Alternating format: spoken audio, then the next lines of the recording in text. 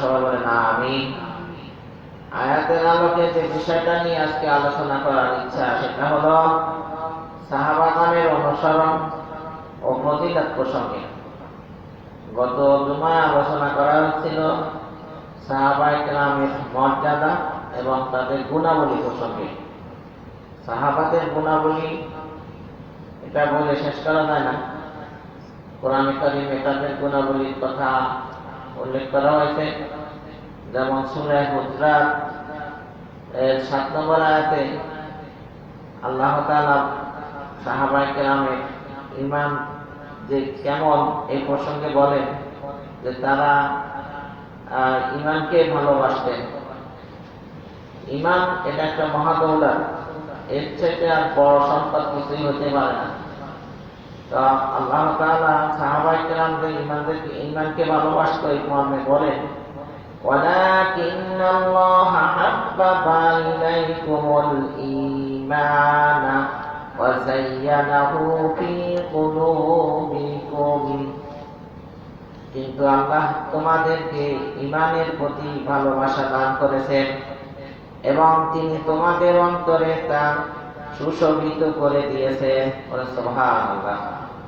ঈমানের প্রতি যদি কারো মহব্বত হয়, ভালোবাসা হয়, তাহলে আর বাকি কাজগুলা কিন্তু তার জন্য সহজ হয়ে যায়। সুবহানাল্লাহ। ঈমানকে ভালোবাসলে ঈমানের যে তাকাদা চাহিদা সেগুলো পূরণ করা তার জন্য সহজ হয়ে যায়। যাকা তাআমাল ঈমান, ঈমানের স্বাদ তখনই পাবে। আল্লাহ রাসূল বলেন যে আল্লাহকে রব হিসাবে মেনে নিল এবং দ্বীনকে ইসলাম হিসাবে মেনে নিল, ইসলামকে দ্বীন হিসাবে মেনে নিল, মুহাম্মদ সাল্লাল্লাহু আলাইহি সাল্লামকে নবী রাসূল হিসাবে মেনে নিল। যে লোকটা আল্লাহকে রব মানলো, ইসলামকে দ্বীন মানলো, মুহাম্মদ সাল্লাল্লাহু আলাইহি সাল্লামকে নবী মানলো, সেই ঈমানের স্বাদ পাবে। যাকা তাআমাল ঈমান মান রাদিয়া বিল্লাহি রাব্বাও ওয়া বিল ইসলামি দীনাও ওয়া বি মুহাম্মাদিন নাবিয়্যা ওয়া রাসূলা। এটা হাদিস। তাহলে এখন মানুষ ইসলাম পালন করতে স্বাদ পায় না কেন? প্রকৃতপক্ষে তার রব আল্লাহকে মানে না। আল্লাহ যে লালন পালনকারী এই কথা তার মনের ভিতরে মানে 100% বদ্ধমূল দৃঢ় বিশ্বাস তার নাই। তার চিন্তা হলো যে দোকানে ব্যবসা বাণিজ্য না হলে আমি চলবো কিভাবে? আমার তো রব এই ব্যবসায়ী, আমার রব। তাহলে তো তার কাস্টমার আইলে সে তো মসজিদে যাবে না, তবে এইটা আমার বিক্রি করলে কিছু ইনকাম হবে, মসজিদে গেলে তো আমার কাস্টমাররা ছুটে যাবে। তাহলে বোঝা গেল সে নামাজের মজা পাইতেছে না, সে কি কাস্টমারের কাছে বিক্রি করা ব্যবসার মজা পাইছে, কিন্তু সে দ্বীন ইসলামের আমলের মজা সে পাইল না। তাহলে আমলের মজা তখনই পাবে যদি সে আল্লাহকে রব মানে এবং ইসলামকে দ্বীন মানলে তখনই সে ইসলামের যাবতীয় কর্মকাণ্ড, নামাজ, রোজা, ইবাদত, বন্দেগী, জিকির, আজকার, তাসবিহ, তাহলিল, কোরআন তেলাওয়াত যা কিছু আছে এগুলো তার কাছে ভালো লাগবে। তাহলে ভালো লাগার মূল আসল যে বিষয়টা সেটা হলো ভালোবাসা থাকতে হবে ঈমানের প্রতি। ঈমানের স্বাদ আছে, ঘ্রাণ আছে, রং আছে। আল্লাহ তাআলা ঈমানের ভিতরে অনেক মজা রেখেছেন। যারা ঈমানের মজা পেয়েছে তারা সবসময় আল্লাহর কাজ করতে থাকে, এটার ভিতরে তারা আনন্দ পায়। তো সাহাবায়ে কেরামের ঈমানের প্রতি কি ছিল? মহব্বত ছিল, ভালোবাসা ছিল। সাহাবাদের প্রসঙ্গে তাদের আরেকটা গুণের কথা উল্লেখ করা হয় সূরা হুজরাত, এটা 49 নম্বর সূরা 7 নম্বর আয়াতে, যে তারা পাপকে ঘৃণা করতেন। সাহাবায়ে কেরাম পাপকে ঘৃণা করত। আমরা যদি সাহাবাদের অনুসারী হই তাহলে আমাদেরও কাজ হবে, আমরাও পাপকে কি করতে হবে? ঘৃণা করতে হবে। এবং তারা যেমন ঈমানকে ভালোবাসত, আমরাও ঈমানকে ভালোবাসতে হবে। তো সূরা হুজরাতের এই 49 নম্বর সূরা 7 নম্বর আয়াত আল্লাহ বলেন وَكَرَّهَ إِلَيْكُمُ الْكُفْرَ وَالْفُسُوقَ وَالْعِصْيَانَ أُولَئِكَ هُمُ الرَّاشِدُونَ তিনি তোমাদের অন্তরে কুফরি, ফাসিকি ও নাফরমানির প্রতি ঘৃণা সৃষ্টি করে দিয়েছেন। আর এমন লোকেরাই সুপথে আছে, তারাই তো সত্যপথ প্রাপ্ত। উলাইকা হুমুর রাশিদুন। সাহাবাদের ব্যাপারে আল্লাহ বললেন তারা হেদায়েত প্রাপ্ত, সত্য পথে আছে। আল্লাহ রাসূলের সাথী সঙ্গী সাহাবায়ে কেরাম ভুল পথে নাই, তারা সঠিক পথে আছে। কে বলতেছেন? স্বয়ং আল্লাহ বলতেছেন। হেদায়েতের মালিক আল্লাহ। কে ইসলামের উপরে আছে আর নাই এটা তো আল্লাহই ভালো জানে। আল্লাহ নিজেই বলতেছেন উলাইকা হুমুর রাশিদুন, তারা সকলেই সুপথে আছে। বলেন সুবহানাল্লাহ। তাহলে সাহাবায়ে কেরাম সঠিক পথে আছে, তাদেরকে আমরা গোমরাহ বলতে পারবো না, বরং আমরা গোমরাহ। আমাদেরকে আল্লাহ হেদায়েত করুক। সবাই বলে না আমিন। সাহাবায়ে কেরাম হলো ইসলামের ঘরের লোক, আমরা হলাম বারান্দার লোক। যারা অমুসলিম তারা হলো বারান্দার বাহিরের লোক, উঠানের লোক। যারা অমুসলিম তারা মুসলমানের ইতিহাস পড়ে ইসলাম গ্রহণ করতে আসতে চায়, বারান্দার লোকের পরিস্থিতি দেখে তারা ভিড়ে যায়। তার মানে মুসলমান সাহাবায়ে কেরামই ছিল 100% খাঁটি মুসলমান, পিওর মুসলমান। তারা আজকে কবরে। যেসব মুসলমান আর জীবিত আছে এরা হলো বারান্দার লোক। এদের চরিত্র দেখা বিধর্মীরা ইসলাম গ্রহণ করে না। তাদের চরিত্র পড়া ইসলাম গ্রহণ করতে চায়, কিন্তু সমসাময়িক মুসলমানের চরিত্রের অবস্থা দেখে ভিড়ে যায়। তাহলে আসল মুসলমান হলো কবরে। আর ইসলাম পরিপূর্ণভাবে মানুষের ভিতরে পাওয়া যায় না, এটা আছে কিতাবে, কোরআনে। তাহলে ইসলাম আছে কোরআনে, মুসলমান আছে কবরে। তাহলে আমাদের অবস্থা রাখি, আমাদের ভিতরে না আছে পূর্ণাঙ্গ ইসলাম, আর আমরা না হইলাম পূর্ণাঙ্গ মুসলমান। আল্লাহ বলেন ইয়া আইয়ুহাল্লাযীনা আমানু তাকুল্লাহা হাক্কা তুকাতিহি ওয়া লা তামুতুন্না ইল্লা ওয়া আনতুম মুসলিমুন। যারা ঈমান আনছো তারা আল্লাহকে ভয় করো, পরিপূর্ণভাবে ভয় করার মতো ভয় করো, এবং মুসলমান না হলে মারা যাবে না। তাহলে পরিপূর্ণ ইসলাম পালন করতে হবে সাহাবায়ে কেরামের মতো। সাহাবাদের গুণাবলীর প্রসঙ্গে সূরা নূর 24 নম্বর সূরা 37 নম্বর আয়াতে আল্লাহ বলেন দুনিয়ার কাজ তাদেরকে ইবাদত থেকে বিরত রাখতে পারত না। তারাও মানুষ, আমরাও মানুষ, তাদেরও পেট আছে, ক্ষুধা আছে, তাদেরও সংসার আছে। তারাও কিন্তু ব্যবসা বাণিজ্য করত, দুনিয়ার কাজ কাম করত, কিন্তু তাদের দুনিয়ার কাজ কাম তাদেরকে ইবাদত থেকে বিরত পারত না, বিরত রাখতে পারত না। তার মানে তারা ঠিক মতন ইবাদত করত, ইবাদতের কোনো ঘাটতি তাদের ভিতরে ছিল না। উঠান নিয়ে কাঠ কাটতে গেছে জঙ্গলে, মুয়াজ্জিন বিলাল রাদিয়াল্লাহু তাআলা আযান দিছে, আযান শুনে আর কুঠার সামনের দিকে আনে নাই, পিছনের দিকে ফেলে দিছে। কারণ আল্লাহু আকবার, আল্লাহ মহান, আল্লাহ বড়। এই মুহূর্তে কুঠারকে সামনের দিকে আনা মানে নিজের ভিতরে কথা বলা যে আমার কাজ বড়, নামাজ পড়ো। আর সাহাবায়ে কেরাম মনে করত কি আমার কাজটা ছোট, নামাজটা কি বড়।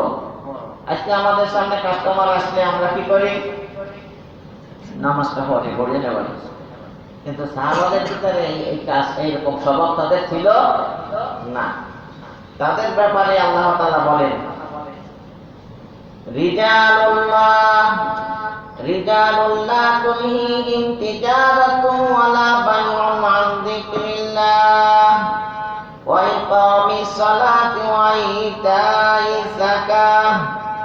তারা এমন লোক, তারা সাহাবায়ে কেরাম আল্লাহ রাসূলের সাথী সঙ্গীরা, যাদেরকে ব্যবসা বাণিজ্য এবং ক্রয় বিক্রয় আল্লাহ স্মরণ হতে এবং সালাত কায়েম ও যাকাত প্রদান হতে বিরত রাখে না।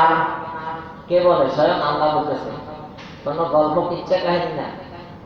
আল্লাহ নিজেই সাহাবাদের চরিত্র সম্পর্কে বলতেছে যে তারা এমন লোক যাদেরকে তাদের ব্যবসা বাণিজ্য এবং ক্রয় বিক্রয় আমার স্মরণ থেকে, আল্লাহ বলতেছেন যে আল্লাহ স্মরণ থেকে সালাত কায়েম থেকে যাকাত প্রদান থেকে বিরত রাখতো না। তারা যাকাত পাই পাই করে যাকাতও দিত, যাদের উপরে যাকাত ফরজ, আর সালাতও তারা কায়েম করত। আজকে সালাত তো কায়েম হচ্ছে না, কিছু পড়া হইতেছে। সালাত পড়ার কথা কিন্তু কোরআনে নাই, সালাত কায়েম করার কথা আছে। আর কায়েম করতে গেলে সালাত জামাতে পড়াবে, জামাতে না পড়লে সালাত কি হয় না, কায়েম হয় না। সালাত কায়েম করতে হলে সালাতের ফরজ, ওয়াজিব, সুন্নাত, মুস্তাহাব সবকিছু দিয়েই সালাত আদায় করতে হয়। একেবারে মুস্তাহাবটা বাদ দিলেও অন্তত সুন্নতে মুআক্কাদা 12টা, নামাজের ওয়াজিব 14টা, ফরজ 13টা, এইগুলা ঠিক মতন দিয়ে আদায় করতে হবে। তাহলে যদি কোনোটা ছুটে যায় তাহলে আর কি হয় না, সালাত কায়েম হয় না। সালাত কায়েম হইলে আবার এক ওয়াক্ত ছাড়া দিলে আর এক ওয়াক্ত পড়লে কায়েম হয় না। কায়েম হতে হলে সব ওয়াক্তই করতে হয়। আর ঘরের ভিতরে মানুষ যদি মেম্বার থাকে 5 জন, 3 জনে পড়ে 2 জনে পড়ে না, তাহলেও ঘরের ভিতরে সালাত কায়েম হয় নাই, সমাজে সালাত কায়েম হয় নাই। আমরা যে দেশে বাস করি আমাদের দেশেও সালাত কায়েম নাই। তাহলে ইসলামী হুকুমত গেলে কি হবে, দেশে সালাত কি করবে, কায়েম করবে। তাহলে সালাত তখন পরিবারে, সমাজে, রাষ্ট্রে আন্তর্জাতিক ভাবে প্রতিষ্ঠিত হবে যদি বিশ্বে কি হয়, ইসলামী হুকুমত কায়েম হয়। তাহলে সালাত কায়েমের জন্যই আল্লাহ রাসূল এই পৃথিবীতে যত রকমের অভিযান, যুদ্ধ বিগ্রহ, এগুলা যুদ্ধ করার জন্য যুদ্ধ করেন নাই, বরং সালাত কায়েম করার জন্য এই সব কিছু করা হয়েছে। তাহলে মূলত ইসলামের মেইন বা প্রধান ইবাদত হলো সালাত, রাসূল ইবাদত।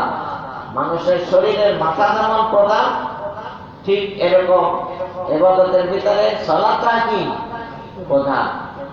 আউয়ালু মা ইউহাসাবু বিহি আবদু ইয়াউমাল কিয়ামাতি সালাত।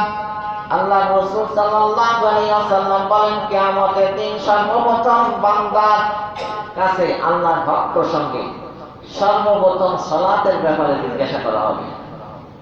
সালাত ঠিক তো বাকিগুলো হয়তো ছাড় পেতে পারে, সালাত ঠিক নাই ও ধরা খাইবে। তো এখানে বলছে রিজাল, রিজালুল্লাহ তুলহিহিম। রিজাল শব্দের মধ্যে ইঙ্গিত আছে যে মসজিদে উপস্থিত হওয়ার বিধান আসলে পুরুষদের জন্য, নারীদের জন্য গৃহে সালাত আদায় করা উত্তম। এটা তাফসীরে কুরতুবী এবং বাগবীর ভিতরে আছে। কারণ আল্লাহ তাআলা সাহাবাদের গুণাবলী বর্ণনা করতে যাইয়া সাহাবা সাহাবিয়া মানে মহিলার কথা বলে নাই, কি বলছে, পুরুষ সাহাবীর কথা বলছে।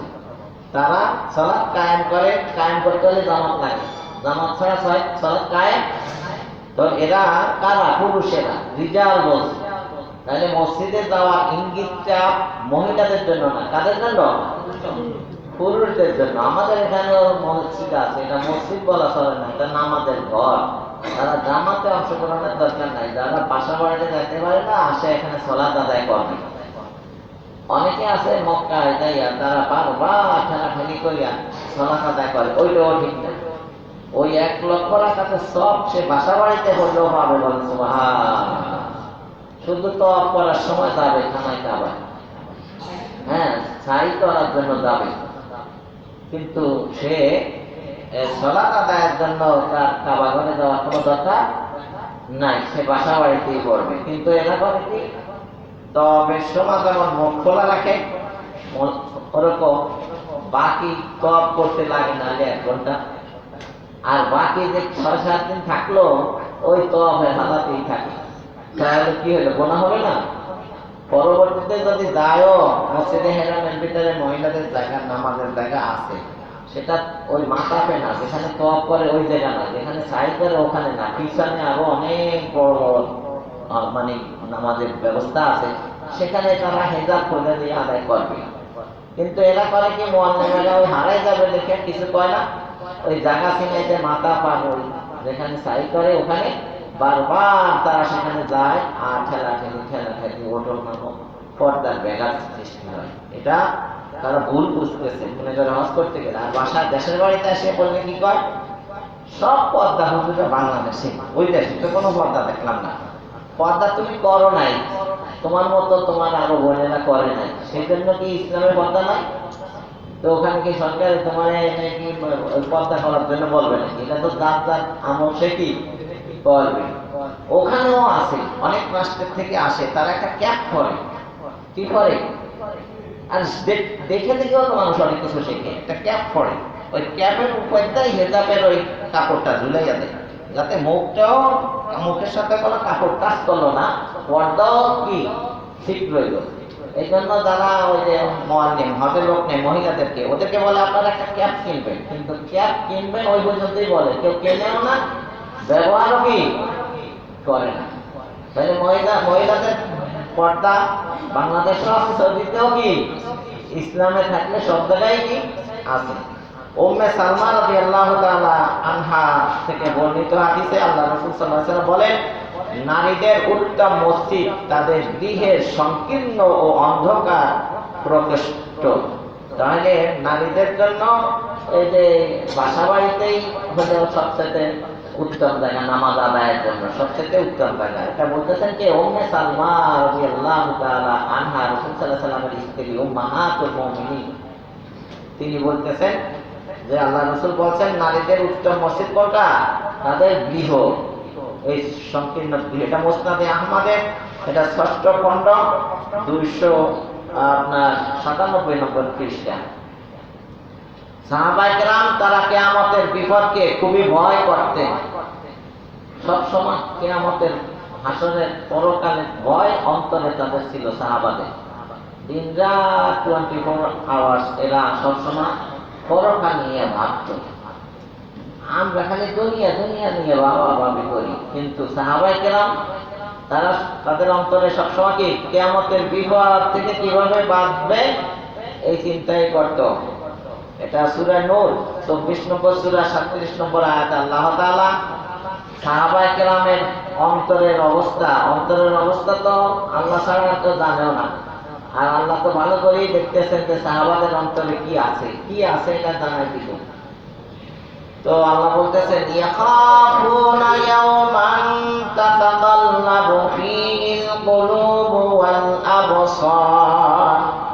তারা ভয় করে সেদিনকে, যেদিন অনেক অন্তর ও দৃষ্টি সমূহ বিপর্যস্ত হয়ে পড়বে, মানে উল্টে যাবে। কিয়ামতের ভয়াবহ দেখলে মানুষের চোখ উল্টে যাবে, খুব মারাত্মক ভয়াবহ অবস্থা হবে। সেই দিনের কথা তারা এখন থেকেই কি করে, দুনিয়াতে থাকা অবস্থায় তারা ভয় করতেন। সাহাবায়ে কেরাম অনেক সতর্ক থাকতেন, আখিরাত নিয়েই তারা ব্যস্ত থাকতেন। মনের ভিতরে সবসময় কি আখিরাতের মুক্তি। আমরা তো ২-৪ তলা বাড়ির মালিক হইলে মনে করি আমাদের জীবন ধন্য, আমরা সফল, কিন্তু সাহাবায়ে কেরাম তারা সফলতা মনে করতো যে আমি জাহান্নাম থেকে নিজেকে বাঁচাতে পারলেই কি আমি সফল। আল্লাহ সূরা আলে ইমরানে ওটাই বলেন, ফামান যুহজিহা আনিন নার ওয়া উদখিলাল জান্নাতা ফাকাদ ফাজ। যে নিজেকে জাহান্নাম থেকে বাঁচাতে পারলো এবং নিজেকে জান্নাতে প্রবেশ করাতে পারবে, সেই হবে সফল। তাহলে প্রকৃত সফল ব্যক্তি এখানে বোঝা যাবে না, এখানে কেউ কেউ গালি দিল, তাতে কিছু যায় আসে না। যদি সে জান্নাতে যেতে পারে তাহলে সেই সেরা। যে গালি দিচ্ছে সে যদি জান্নাতে যেতে না পারে, সে যত বড়ই নেতা হোক সেই কি ব্যর্থ। আর যাকে গালি দিচ্ছে সে যদি জান্নাতে যেতে পারে সেই কি সফল। এক পিসাবের আর একজনে কয় কুত্তার বাচ্চা, তা মুরিদেরা কয় হুজুর কিছু কম, আর না হলে আমাদেরকে লাগাইয়া দেন। কারণ আছে না অনেকে পিসাবের পক্ষ হইয়া অনেকে গালিগালাজ করে, তো মুরিদেরা কয় অনুমতি চায়, পারমিশন না দিলে তো হয় না। কয় হুজুর আমাদেরকে বলেন না, আমরা গালি দিই। কয় গালি এখন দিব কিভাবে, আমার কি বিচার হয়ে গেছে? আমি যদি জাহান্নামে যাই, জান্নাতে যাইতে না পারি বিচারের পরে, তো আমি কুত্তার বাচ্চা চাইতে তো খারাপ, ও জানে কইছে হেসে তো তার নিকৃষ্ট, আমি আবার কিভাবে বলি যে না আমি ভালো না মন্দ, এটা তো এখন বলতে পারবো না। হাসরের মাঠে বিচার হয়ে গেলে আমরা যদি আল্লাহ বলে যাও তুমি জান্নাতে, তখন আমি ফিরা ওরে বলতে পারবো তুই যে দুনিয়াতে বলছিলি আমার কুত্তার বাচ্চা, না আমি মানুষের বাচ্চা, আমি কুত্তার বাচ্চা না। বুঝলেন? তাহলে গালির উত্তর জবাব দেওয়ার সময় পৃথিবীতে নাই, গালি খাইতে থাকেন, গালি জবাব দেওয়ার সময় এখানে না। কারণ এখনো তো নির্ণয় হয় নাই কে জান্নাতে যাবে কে জাহান্নামে। বাপ নিয়ে চললেন না, সাহাবাদের মতন মানে নমনীয় হন। আমরা সব আসামি। যতদিন পর্যন্ত মুক্তি না পাবো, জাহান্নাম থেকে বাঁচতে না পারবো, ততদিন পর্যন্ত আমাদের টেনশন সবসময় থাকাই উচিত। এটাই হলো সাহাবাদের স্বভাব। সূরা হাশর এটা 59 নম্বর সূরা 9 নম্বর আয়াতে আল্লাহ তাআলা সাহাবাদের গুণাবলী প্রসঙ্গে বলেন যে তারা নিজেদের প্রয়োজন বাদ দিয়ে অপরের প্রয়োজন মিটাইতেন। সাহাবারা নিজের চিন্তা করতেন না অন্য চিন্তা করতেন বেশি? অন্য চিন্তা। এটা কাদের গুণ ছিল? আল্লাহ বলতেছেন ওয়ায়ুসিরুনা আলা আনফুসিহিম ওয়ালাউ কানা বিহিম খাসাসা। আর তারা অভাবগ্রস্ত হলেও তাদেরকে নিজেদের উপরে অন্যদেরকে নিজেদের উপর প্রাধান্য দেয়।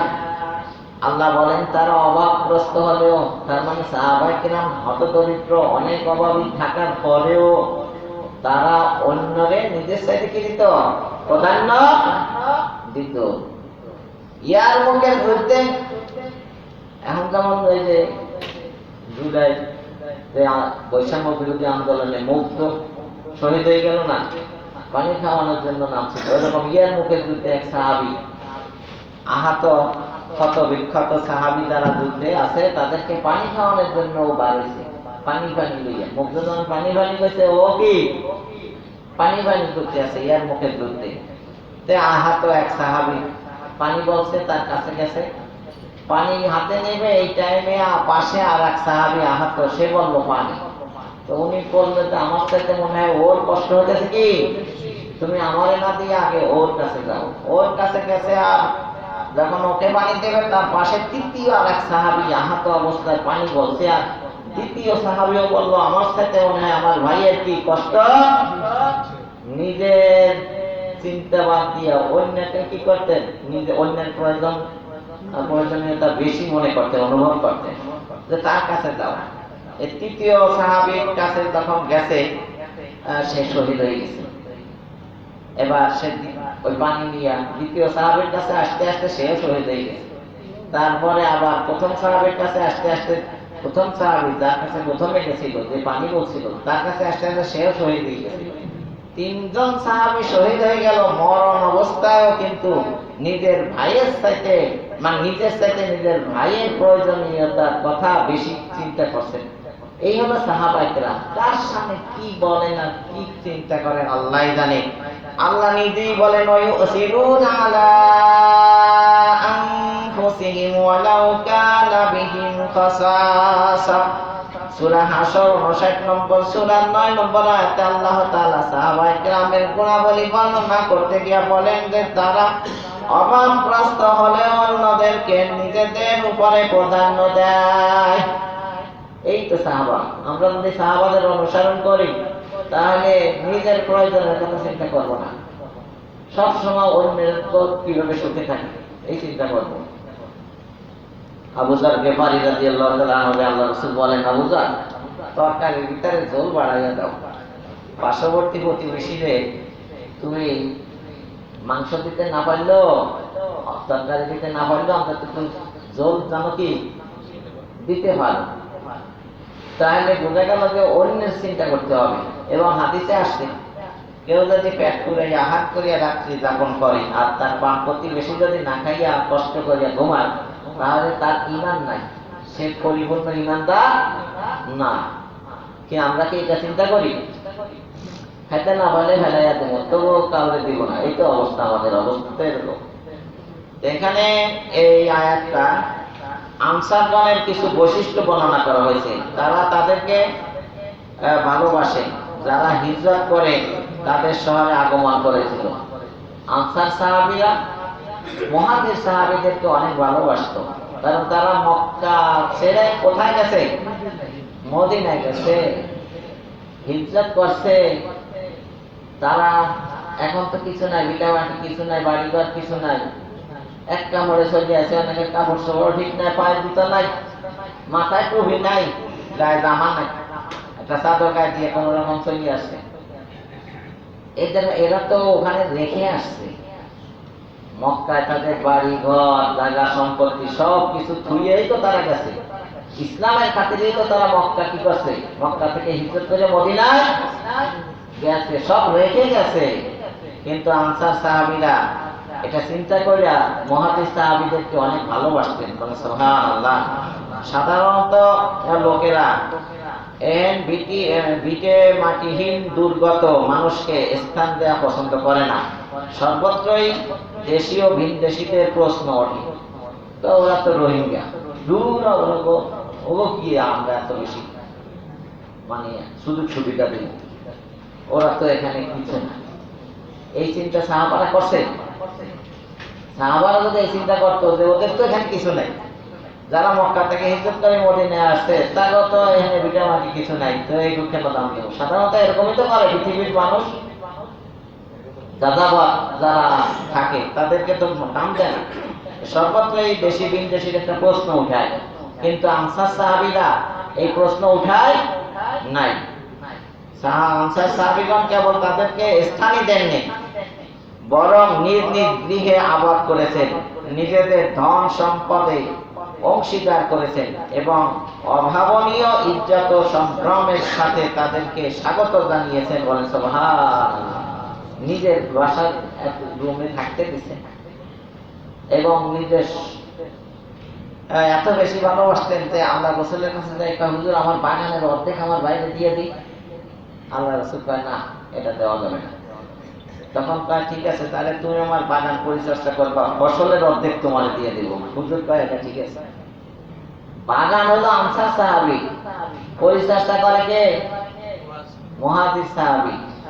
প্রথমে চাইছিল বাগানের অর্ধেক ভাগ করে দিতে, জায়গা সহ গাছ সহ, কিন্তু আল্লাহ রাসূল এটা নিষেধ করার কারণে সে বলছে ঠিক আছে, তাহলে ফসলের অর্ধেক ভাগ করে দিব। কয় ঠিক আছে এবার। এবং তার এমনও প্রস্তাব দিছে যে আমার বউ দুইজন আছে, এর ভিতরে তোমার যারে পছন্দ হয় আমি তারে ছেড়ে দেব, পরিত্যাগ করবো। পরে তুমি তার ইদ্দত শেষ হয়ে গেলে, বিয়ে ছেড়ে দেওয়ার সাথে সাথে তার বিয়ে করা যায় না, 3 মাস 13 দিন ইদ্দত পালন করতে হবে, তারপরে তো বিয়ে করবে। ইদ্দত শেষ হলে বিয়ে করবে। কিন্তু ওই সাহাবী এই মুহাজির, সেও আবার এই প্রস্তাবে রাজি হয় না। সে কয় আমারে বাজার দেখাই দাও, আমি ব্যবসা করি। ঘি আনে, পনির আনে, ব্যবসা শুরু করে দিছি। মক্কা থেকে হিজরত করে যারা মদিনায় গেছে তারাও চান্স গ্রহণ করতে চায় নাই, তারাও কষ্ট করে ব্যবসা বাণিজ্য করে রয়েছে। যেমন মুহাজির সাহাবীরা আল্লাহওয়ালা, আনসার সাহাবীরাও এরকম কি সবাই আল্লাহর খাতিরে, মানে সবাই সবার প্রতি কি তার অনুরাগ ভালোবাসা ছিল। সুবহানাল্লাহ। এক একজন মুহাজিরকে জায়গা দেওয়ার জন্য কয়েকজন আনসারী সাহাবী আবেদন করেছেন। ফলে শেষ পর্যন্ত লটারির মাধ্যমে এর নিষ্পত্তি করতে হয়েছে। তাফসীর ইবনে কাসির বলতেছেন যে মক্কা থেকে যারা হিজরত করে মদিনায় গেছে, একজন সাহাবীকে নেওয়ার, মুহাজির সাহাবীকে নেওয়ার জন্য কয়েকজন আনসার সাহাবী আল্লাহ রাসূলের কাছে কি করছে? আবেদন করছে। আল্লাহ রাসূল একজন মানুষের কয়েকজনের কাছে দিবে কিভাবে? তখন লটারি টানছে, যার বাকি আসে সে পাইছে। সুবহানাল্লাহ। কিভাবে মেহমানদারিটা করছে? বুখারী শরীফের হাদিসে এসেছে, আনসারগণ এসে বললেন আমাদের মধ্যেও আমাদের মুহাজির ভাইদের মধ্যে খেজুরের বাগান ও ভাগ করে দিই। রাসূল সাল্লাল্লাহু আলাইহি ওয়াসাল্লাম বললেন না, তা করা যাবে না। তখন তারা মুহাজিরগণকে বললেন তাহলে আপনারা আমাদের খেজুর বাগানের পরিচর্যায় শরীক হন, আমরা আপনাদেরকে ফলনে শরীক করব। তারা বললেন হ্যাঁ, আমরা তা শুনলাম ও মেনে নিলাম। বুখারী শরীফ 2325 নম্বর হাদিস। বিশুদ্ধ হাদিসে প্রমাণিত হয়ে গেল আনসার সাহাবী মুহাজির সাহাবীকে নিজের বাগানের অর্ধেক দিতে চাইছিল, কিন্তু সাহাবী আল্লাহ রাসূল নিষেধ করার কারণে সেটা দেন নাই, দিতে তো চাইছেন, কিন্তু আল্লাহ রাসূলের নিষেধাজ্ঞা থাকার কারণে দেন নাই, দিতে তো চাইছেন নাকি? নিজের বাড়ি, নিজের জমি, নিজের বাগান, ভিটা বাড়ি সবকিছু ভাগ করিয়া দিতে চাইছে তাদের মুহাজির সাহাবীদেরকে। তাদের জন্য জান্নাতের ওয়াদা করছেন আল্লাহ। সাহাবাদের গুণাবলী আর সম্পর্কে আলোচনা করতে যাইয়া সূরা তওবার 100 নম্বর আয়াতে, সূরা তওবা 9 নম্বর সূরার 100 নম্বর আয়াতে সাহাবাদের ব্যাপারে বলেন, প্রত্যেকটা সাহাবীর ব্যাপারে আল্লাহ জান্নাত দিয়ে দিবেন এটা ওয়াদা করছে। ইন্নাল্লাহা লা ইয়াতুখলিফুল মিআদ, নিশ্চয় ভঙ্গ করেন না আল্লাহ অঙ্গীকার। আল্লাহ যে ওয়াদা করেন এটা ভঙ্গ করেন না। তার মানে প্রত্যেকটা আল্লাহ রাসূলের সাথী সঙ্গী সাহাবায়ে কেরাম কোথায় যাবে? জান্নাতে যাবে। এটা সূরা তওবা 9 নম্বর সূরার 100 নম্বর আয়াতের শেষের দিকে আছে। আল্লাহ বলেন, وَأَعَدَّ لَهُمْ جَنَّاتٍ تَجْرِي تَحْتَهَا الْأَنْهَارُ خَالِدِينَ فِيهَا أَبَدًا ذَلِكَ الْفَوْزُ الْعَظِيمُ। তিনি তাদের জন্য প্রস্তুত করে রেখেছেন জান্নাত, যার তলদেশে নদীসমূহ প্রবাহিত হয়ে গেছে এবং সেখানে তারা চিরস্থায়ী হবে, আর এটাই মহা সাফল্য। সাহাবায়ে কেরামের জীবন এখানে ধন্য যে তারা সবাই জান্নাতে যাবে, জান্নাতে দিবেন আল্লাহ, জান্নাত তাদেরকে দিবেন এই ওয়াদা করছেন আল্লাহ। এবং কেমন জান্নাত দিবে? যার তলদেশে 4 ধরনের নহর থাকবে, মধুর নহর, শরাবের নহর, পানির নহর, দুধের নহর। সুবহানাল্লাহ। আল্লাহ তাআলা সকল সাহাবাগণের জন্য জান্নাতের ওয়াদা করেছেন, সকল সাহাবাদের জন্য, না একজনের জন্য, সকল সাহাবাদের জন্য। সাহাবাগণের অনুসরণ ও ফজিলত প্রসঙ্গে আজকের আলোচনা। এটা তো গত জুমার আলোচনা, এতক্ষণ টাইম তো বলে শেষ। আজকের আলোচনা হবে কি? সাহাবাগণের অনুসরণ ও ফজিলত প্রসঙ্গে। তো সূরা তাওবার 100 নম্বর আয়াতের আলোচনা তো শুনলেন যে রাদিয়াল্লাহু আনহু ওয়া রাদু আন ওয়া আ'আদ্দা লাহুম জান্নাতিন তাজরি তাহতাল আনহারু খালিদিনা ফিহা আবাদা যালিকাল ফাওজুল আযীম। আল্লাহ তাদের প্রতি সন্তুষ্ট এবং তারাও তার প্রতি সন্তুষ্ট। কে কার প্রতি সন্তুষ্ট বলেন তো? সাহাবাদের, প্রত্যেকটা সাহাবার প্রতি আল্লাহ সন্তুষ্ট। এই কথা কি গল্পগুজব, হাদিস, না স্বয়ং আল্লাহ নিজেই বলতেছেন? এই সূরা তাওবা যারা পড়ে তারা কি এই কথা পড়ে না? রাদিয়াল্লাহু আনহু ওয়া রাদু আন, আপনারা তেলাওয়াত করেন না? কার কথা বলেন? সাহাবায়ে কেরামের কথা। তবে এই আয়াতের ভিতরে একটা কথা আসছে, সেটা হলো আস-সাবিকুনাল আউয়ালুনা মিনাল মুহাজিরিন ওয়াল আনসার আল্লাযীনা ইত্তাবাউহুম বিইহসান। আল্লাহ তাআলা মক্কা বিজয়ের আগে যত সাহাবায়ে কেরাম ছিল, মুহাজির, আনসার, এবং পরবর্তীতে যারা, এই পরবর্তী বলতে কিয়ামতের আগের দিন পর্যন্ত যারা তাদেরকে সুন্দরভাবে অনুসরণ করবে, একেবারে টু দি পয়েন্ট হুবহু সাহাবাদের মতো জীবন যাপন করবে, রাদিয়াল্লাহু আনহুম, তাদের উপরে, সকলের উপরে আল্লাহ রাজি হয়ে যাবেন। বলেন সুবহানাল্লাহ। তাহলে সাহাবাদের উপরে রাজি হয়েছে, এটাই শেষ নয়। আপনার আমার জীবন যদি সাহাবাদের মতো হয়, আল্লাহ আপনার আমার উপরে আল্লাহ সন্তুষ্ট হয়ে যাবেন, এই কথার ইঙ্গিতও এখানে আছে। বলেন সুবহানাল্লাহ। আল্লাযীনা ইত্তাবাউহুম, তাদের অনুসরণ, ইত্তেবা, অনুকরণ, অনুসরণ যদি করেন, তাহলে আপনার উপরে আমার উপরে আল্লাহ তাআলা কি হয়ে যাবে? সন্তুষ্ট হয়ে যাবেন। আল্লাহ সন্তুষ্ট করতে চাননি, চাইলে কার মতো জীবন যাপন করতে হবে? এই জন্য তো আল্লাহ রাসূল বলছেন, অন্য নবীর উম্মতেরা হবে 72 দল, আর আমার নবীর উম্মত হবে 73 দল। এর ভিতরে যাবে জান্নাতে একটা মাত্র দল। সাহাবায়ে কেরাম বলেন, ওগো আল্লাহ রাসূল, ওই একটা দল কারা? আল্লাহ রাসূল বলেন, মা আনা আলাইহি ওয়া আসহাবি, আমি আর আমার সাহাবায়ে কেরাম যে পথে, যে মতে আছে, এই পথে, এই মতে যারা থাকবে তারাই শুধু জান্নাতে যাবে। 73 মে ফাকাদ একফির কানাজি আলাইহি মা আনা মেরি সাহাবী। 73 এর ভিতরে একটা মাত্র ফেরকা দল জান্নাতে যাবে। তারা কারা? আনা আর আমার সাহাবায়ে কেরাম। আনা মানে আমি, আরবিতে আনা মানে কি? আমি আর আমার সাহাবায়ে কেরাম, আনা এবং আলাইহি মা সাহাবী এবং আমার সাহাবারা যে পথে আছে সেই পথে যারা চলবে। তাহলে আমার পথে মত নাই, আমার পথে পথ নাই, নবীর পথে নবীর মতে যারা জীবন যাপন করবে তারাই জান্নাতে যাবে। ইহদিনাস সিরাতাল মুস্তাকিম, আল্লাহ আমাকে সরল সহজ পথ দেখাও। সরল সহজ পথ কিসের সরল সহজ পথ? কোথায় যাইতে চান আপনি? তাহলে সরল সহজ পথ মানে কি? জান্নাতে যাওয়ার সরল সহজ পথটা আমাকে দেখাইয়া দাও।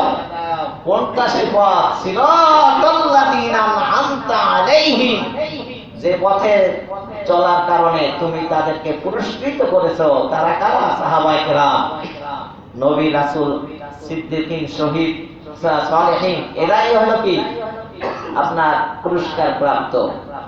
তাহলে আল্লাহ পুরস্কার প্রাপ্ত যারা তাদের পথে চালাও। তাহলে এখানে কারা পুরস্কার পাইছেন? সাহাবায়ে কেরাম পুরস্কার পাইছেন। তাহলে জান্নাত ইহদিনাস সিরাতাল মুস্তাকিম মানে আমাকে আবু বকর, ওমর, ওসমানের পথ দেখাও, আল্লাহ রাসূলের পথ দেখাও। সিরাতে মুস্তাকিম মানে জান্নাতের পথটা আমাকে দেখাও, কোরআন সুন্নাহর পথটা আমাকে দেখাও। সত্যিকারের কোরআন সুন্নাহ মোতাবেক জীবন যাপন করছে সাহাবায়ে কেরাম। আল্লাহ রাসূলের জীবনী সম্পর্কে আল্লাহ রাসূলের ইন্তেকালের পরে কেউ আসে আয়েশা সিদ্দিকা রাদিয়াল্লাহু তাআলা আনহার কাছে প্রশ্ন করছিল যে ওনাকে তো আমরা পাইলাম না, তো আপনি একটু আপনার মুখ দিয়ে বলেন আল্লাহ রাসূল কেমন ছিল। মা আয়েশা সিদ্দিকা রাদিয়াল্লাহু তাআলা আনহা বলেন, তুমি কি কোরআন পড়ো না? কোরআন তো পড়ি। কানা খুলুকুহু আল কোরআন, আমার নবীর চরিত্র ছিল হুবহু কোরআন। সুবহানাল্লাহ, জীবন্ত কোরআন, ভ্রাম্যমান কোরআন। আল্লাহ রাসূল যেদিকে যাইতো একটা কোরআন যাইতো। বলেন সুবহানাল্লাহ। মানে কোরআনকে ফলো করে ওনার জীবন পরিচালিত করেছেন। বলেন সুবহানাল্লাহ। সাহাবায়ে কেরাম কোরআনকে ফলো করতেন, রাসূলকে কি করতেন? ফলো করতেন। তাহলে আল্লাহ সাহাবাগণের প্রতি সন্তুষ্ট হয়েছেন এবং সাহাবাগণের জন্য জান্নাতের ওয়াদা করেছেন। বলেন সুবহানাল্লাহ। সাহাবায়ে কেরামের শর্তহীনভাবে জান্নাতি হওয়ার ব্যাপারে স্পষ্ট দলিল কোরআনে আছে। সূরা নিসা 4 নম্বর সূরার 95 নম্বর আয়াতে আল্লাহ বলেন, ওয়া কুল্লা ওয়া'দাল্লাহুল হুসনা, তাদের প্রত্যেকের জন্য আল্লাহ হুসনা বা সবচেয়ে ভালো পরিণামের ওয়াদা করেছেন, অর্থাৎ জান্নাতে। হুসনা বলতে সবচেয়ে ভালো কোনটা? জান্নাত। তাহলে আল্লাহ তাআলা তাদের প্রত্যেকের জন্য কুল্লা মানে ওয়াল, সকলের জন্য, কারো জন্য বাদ নাই, সকলের জন্য আল্লাহ তাআলা কি করেছেন? হুসনা মানে জান্নাতের বা সবচেয়ে ভালো পরিণামের ওয়াদা করেছেন। তাহলে আপনি প্রত্যেকটা সাহাবীকে জান্নাতি বলতে পারেন। এর দলিল এই সূরা নিসা 4 নম্বর সূরার 95 নম্বর আয়াত। আল্লাহ তাআলা সাহাবায়ে কেরামদের সবার জন্যই জান্নাতের ওয়াদা করেছেন। সূরা আল হাদীদ এর 10 নম্বর আয়াতেও এই কথা বলা হয়েছে। কোন মানুষ সাহাবাদের মর্তবায় বা মর্যাদায় বুঝতে পারবে না, সাহাবাদের কাছেও কেউ যাইতে পারবে না। কারণ করতে পারেন তো আপনার সাহাবা বলেন না, আল্লাহ এটা কি আমরা করলাম। সাহাবা হওয়ার জন্য যে যোগ্যতা, কোয়ালিটি, যে আধ্যাত্মিক শক্তি আর রুহানি পাওয়ার দরকার ছিল, সেটা আপনার আমার ভিতরে নাই। আল্লাহ তাআলা রূহ জগতের রূহ বানাইয়া রূহুর ভিতর থেকে বাছাই করিয়া কারে কারে আবু বকর, ওমর, ওসমান বানাবে, তাদের রূহ গুলো ওখানে পাঠাইয়া দিয়েছে। তারা আবু বকর, ওমর, ওসমান হয়ে গেছে। বুঝলেন? তাহলে কারে কারে সাহাবা বানাবে, আল্লাহ সাহাবাদের চয়েস করছে রূহের জগতে। কার রূহ আবু বকর হবে আর কারটা আবু জাহেল হবে। বুঝতে পারেন না? আমাদের পজিশন 1500 বছর পরে পাঠাইছেন, তবু আলহামদুলিল্লাহ বলেন, সর্বশেষ নবীর উম্মত হইতে পেরেছি আমরা। বলেন আলহামদুলিল্লাহ। এবং মুসলমানের ঘরে জন্মগ্রহণ করেছি আমরা, মানে জন্মসূত্রে মুসলমান। জন্মসূত্রে কি মুসলমান, না হলে বিধর্মী জন্মে ঘরে পাঠাইলে ইসলাম চর্চা করবেন, তারপরে ইসলাম ভালো লাগবে, তারপরে টুপিটা মাথায় দিয়ে ইয়ে করবেন, হুজুর আমি মুসলমান হব, সেই বাক্যটা খুব কম। বরং অটোমেটিক আমরা মুসলমান হয়ে গেছি। এটাও আল্লাহ তাআলার একটা অশেষ অনুগ্রহ, দয়া। সাহাবাদের সমালোচনাকারী আল্লাহ দুশমন, তিরমিজি শরীফ, ইবনে মাজাহ, মুসনাদে আহমদের হাদিস। আল্লাহ রাসূল সাল্লাল্লাহু আলাইহি ওয়াসাল্লাম বলেন, মান আযাহুম ফাকাদ আযানি ওয়া মান আযানি ফাকাদ আযাল্লাহ তাবারাকা ওয়া তাআলা ওয়া মান আযাল্লাহ ফায়ুশিকু আন ইউখাযাহু। যে তাদেরকে কষ্ট দিল, সাহাবাদেরকে যে কষ্ট দিল, সে মূলত আমি নবীকেই কষ্ট দিল, কষ্ট প্রদান করলো। আর যে আমাকে কষ্ট প্রদান করলো, সে প্রকৃতপক্ষে আল্লাহকেই কষ্ট দিল। আর যে ব্যক্তি আল্লাহকে কষ্ট দিল, ওসিলেই আল্লাহ তাকে পাকড়াও করবে। সাহাবায়ে কেরামের এই মেহনতে, তাদের পরিশ্রমে, তাদের কোরবানি, তাদের ত্যাগ তিতিক্ষার বদলতে তো আজকে আপনার মাথায় টুপি, পাঞ্জাবি, আপনার মুখে দাড়ি, আপনি আজকে ইসলাম বুঝতেছেন, আখিরাত পরকাল সম্পর্কে একটা ধারণা আসছে, আল্লাহ সম্পর্কে পরিচয় পেয়েছেন, একমাত্র সাহাবাদের কোরবানির বদলতে।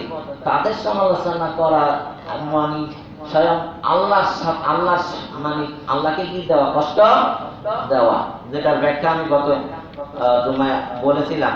কারণ সাহাবাদেরকে প্রশিক্ষণ দেওয়ার জন্য যে উপযুক্ত টিচার দরকার, সেটা চয়েস করছেন কে? তা আপনি যদি বলেন এর দোষ, তাহলে ছাত্রের দোষ হলে শিক্ষকের দোষ, আবার শিক্ষকের দোষ হইলে প্রিন্সিপালের দোষ, প্রিন্সিপালের দোষ হইলে করবো কি এখানে যে কমিটি আছে তাদের দোষ।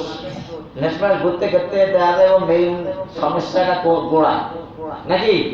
তাহলে একজন সাহাবা দোষ ধরা মানে একজন অযোগ্য টিচার মোহাম্মদ, আর মোহাম্মদ অযোগ্য হয়ে গেলে নাউজুবিল্লাহ, তখন আল্লাহ তাআলা অযোগ্য কেন টিচার নিয়োগ করলো? তাহলে দোষটা ঘুরতে ঘুরতে কোন জায়গার পানি কোন জায়গায় যায়? আল্লাহর কাছে চলে যায় না? এই জন্য যারা আল্লাহ রসুলকে ভালোবাসে, আল্লাহকে ভালোবাসে, তারা সাহাবাদেরকেও কি ভালোবাসে। সাহাবায়ে কেরামের বিরোধিতা করা হারাম। সাহাবায়ে কেরামের বিরোধিতা করা কি হারাম। আপনার বুখারী শরীফ 3783 নম্বর হাদিস, মুসলিম শরীফের 75 নম্বর হাদিস, তিরমিজি, ইবনে মাজাহ, মুসনাদে আহমদের হাদিস। আল্লাহ রাসূল বলেন, ওমান আবগাদাল আনসারা আবগাদাহুল্লাহ। আর যে ব্যক্তি আনসারদের প্রতি শত্রুতা পোষণ করে, আল্লাহও তার প্রতি শত্রুতা পোষণ করে। তাহলে সাহাবায়ে কেরামের সমালোচনা করা যাবে না। তো আজকে এই পর্যন্তই থাকুক। এটাও তো ধারাবাহিকভাবে আলোচনা করার ইচ্ছা করছিলাম।